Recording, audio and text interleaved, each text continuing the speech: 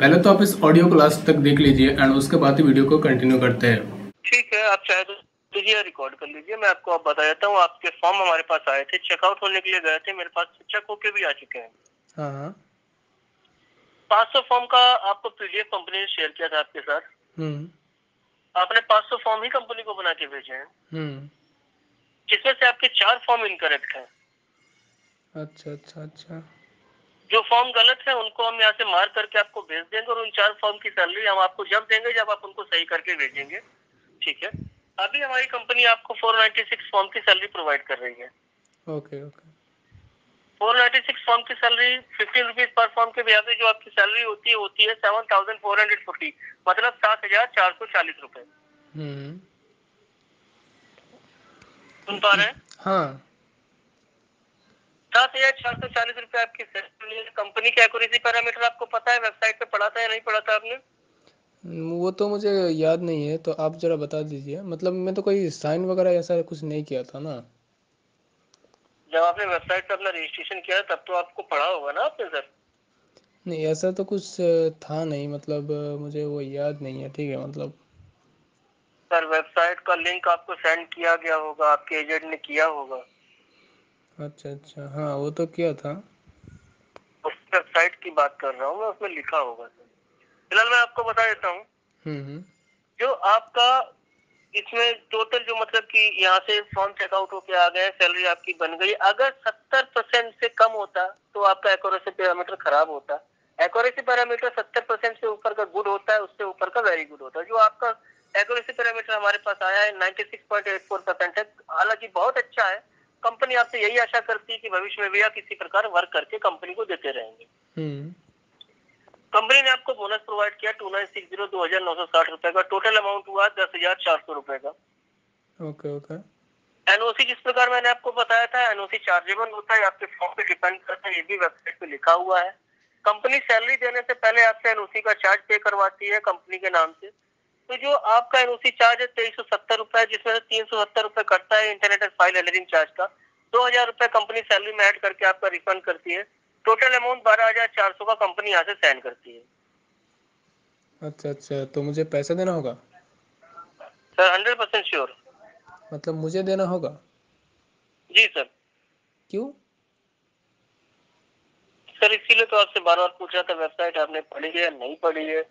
मैंने इसीलिए आपको बताया, वेबसाइट पे चीज मेंशन है कि फर्स्ट सैलरी लेने से पहले कंपनी यहाँ से आपका एनओसी बनवाती है, एनओसी का चार्ज आपसे लेती है, जो कि 2370 रुपए का होता है। नहीं कोरोना के चलते 1500 रुपए रजिस्ट्रेशन चार्ज माफ था, जो कि आपसे नहीं लिया गया। उसका चार्ज आपसे मांगा भी नहीं गया। अच्छा ठीक है, तो मुझे पे नहीं करना है, सैलरी भी नहीं चाहिए। ठीक है, मतलब ओके, नो इशू। आप कंपनी के एजेंट से बात कर सकते, तो अब तक आपकी प्रोफाइल में आके होल्ड कर देता हूँ। ठीक है थैंक यू। पहली बात तो मैं एक मिडिल क्लास फैमिली से बिलोंग करता हूँ। दैट्स वाई अगर मेरी पढ़ाई खत्म हो या ना हो, मुझे कुछ कमाना है, ये फैमिली से एक प्रेशर आता है। सो यूट्यूब तो मैं करता हूँ, लेकिन मैं इसमें रेगुलर वीडियो को अपलोड नहीं कर पाता because I am a student, I have no time for this. लेकिन फिर भी जब भी मुझे टाइम मिलता है तो मैं वीडियो बना लेता हूँ एंड उसमें कभी भी ग्रोथ नहीं आएगा, ये भी मुझे पता है। And that's why I decided for a part time job. क्योंकि मैं एक टेकी बंदा हूँ, तो मुझे पता है कि अगर मैं गूगल में जाकर सर्च करूंगा जॉब लिखकर, तो गूगल मुझे कई सारे जॉब के ऑफर दे देगा जहाँ से मैं अप्लाई कर सकता हूँ। एंड यही से मेरा फ्रॉड का फर्स्ट स्टेप स्टार्ट होता है। बिकॉज ये सारे जॉब मुझे गूगल में दिखा रहा था, इसीलिए मैं आग बंद करके भरोसा कर लिया था, क्योंकि गूगल कभी भी ऐसा नहीं कर सकता। लेकिन यही मेरा सबसे बड़ी गलती थी। एंड एक बात ये भी है कि गूगल खुद से यहाँ पर जॉब को अपलोड नहीं करता। गूगल कई सारे वेबसाइट के डाटा को कलेक्ट करता है एंड यहाँ पर अपलोड करता है। सो अगर मुझे कोई जॉब अच्छा लगता है तो मैं यहाँ से डायरेक्टली अप्लाई नहीं कर सकता, मुझे उस वेबसाइट के थ्रू ही जाके अप्लाई कर लेना है। एंड मुझे एक जॉब अच्छा लगा था वहाँ पर, क्योंकि मुझे टैली एंड माइक्रोसॉफ्ट ऑफिस के सभी काम आता है। तो मैं वहाँ पर से एक डाटा एंट्री का जॉब को अप्लाई किया था। तो मैं वहाँ पर उस वेबसाइट में जाकर अप्लाई किया एंड मैं एक ही जॉब के लिए अप्लाई किया था, बट मेरे पास 10 से भी ज़्यादा कॉल आया था कि आपको जॉब चाहिए या नहीं, मैं आपको ऐसा सैलरी दूंगा वैसा सैलरी दूंगा। बट ये सब पेड था, मुझे अगर जॉब को ज्वाइन करना है तो मुझे पैसा देना था।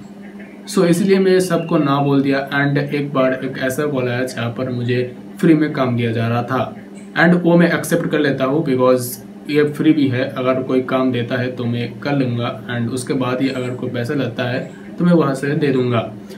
सो जब मैं जॉब के लिए अप्लाई किया था तभी उन्होंने मुझे एक मैसेज के थ्रू एक लिंक दिया था, वेबसाइट के लिंक, जहाँ पर जाकर मुझे रजिस्टर करना है। तो मैं जल्दी से जाकर रजिस्टर कर लिया एंड उसके बाद ही मुझे एक सैम्पल पेपर एंड एक वर्क पेपर मिला था। जो वर्क पेपर है उसको इस सैम्पल के थ्रू करना था। सो मैं जल्दी से कर लिया। लगभग 2 हफ्तों का टाइम लगा था मुझे ये करने के लिए। तो मैं कर लिया, मैं और मेरा एक फ्रेंड था, दोनों एक साथ किया था काम को। एंड 2 हफ्ते बाद जब मेरा काम कंप्लीट हो जाता है तो मैम को मैं कॉल लगाता हूँ कि मेरा काम कंप्लीट हो गया है, तो मैं क्या सबमिट कर सकता हूँ।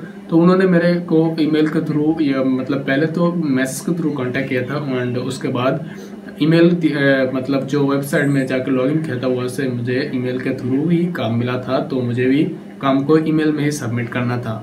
तो मैं मैम को जल्दी से कॉल लगाया कि मेरा काम कंप्लीट हो गया है। तब उन्होंने क्या बोला कि आप मेल के थ्रू वो फॉर्म को या फिर आप काम को सेंड कर दो। मैं यहाँ से एक चेकिंग टीम होता है वहाँ से आपको चेक कर लेता हूँ एंड इसके बाद का जो बात है मतलब सैलरी वगैरह मतलब मेरा पेमेंट जो है वो और ही कोई करेगा, मतलब और ही एक पर्सन मेरे से बात करेगा। एंड मैंने बोला कि ठीक है, आप उससे कांटेक्ट कर लो, मैं आपका मेरा जो फॉर्म था, मेरा काम था वो मैं सबमिट कर देता हूँ। तो मैम भी बोला ठीक है, आपको एक और ही पर्सन आपको कॉल करेगा। तो मैंने बोला ठीक है, कोई बात नहीं, कॉल करने दो, क्योंकि काम तो कर लिया, अब सैलरी के बाद भी कर लेना चाहिए, ठीक ना।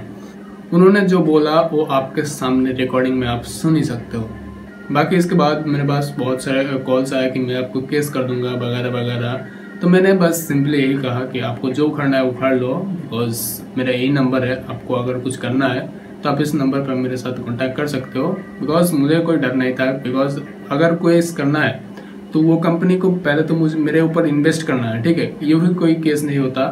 एंड यही बात समझने वाली बात है, क्योंकि कोई भी ऐसा मतलब पुलिस स्टेशन या फिर FIR वगैरह नहीं होता, क्योंकि मेरे ऊपर अगर कोई कंपनी खर्च करता है, ठीक है, तभी जाकर उन लोगों का एक राइट बनता है कि हाँ मैंने तुम्हारे ऊपर खर्च किया है, आप उसके रिटर्न में अगर कुछ नहीं करते तो तब जाकर एक केस बनता है। सो इसलिए मैं मतलब डरा नहीं।